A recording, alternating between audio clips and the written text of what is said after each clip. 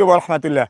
স্ক্রিনে একটি নল্লস্তা দেখতে পাচ্ছেন, যেটা বের হয়েছে জানুয়ারি মাসের 6 তারিখে, অথচ এই নল্লস্তার অ্যাপয়েন্টমেন্ট ডেট দেওয়া হয়েছে আগস্টের 4 তারিখে।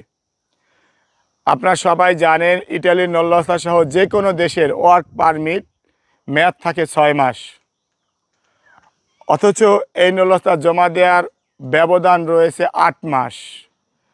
এতে অনেকে চিন্তিত, অনেকে হতাশাগ্রস্ত। না, আপনার চিন্তার কোনো কারণ নেই, কারণ বিএফএস গ্লোবাল বিজ্ঞপ্তি দিয়েছিল ইমেলের মাধ্যমে প্রোটোকল নাম্বার দিয়ে যাচাই বাছাই করে অ্যাপয়েন্টমেন্ট ডেট দেওয়া হবে।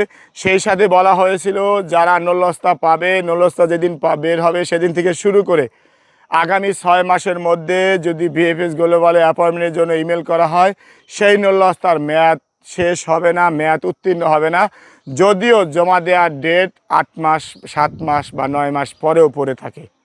আশা করি বিষয়টি বুঝতে পেরেছেন। আসসালামু আলাইকুম।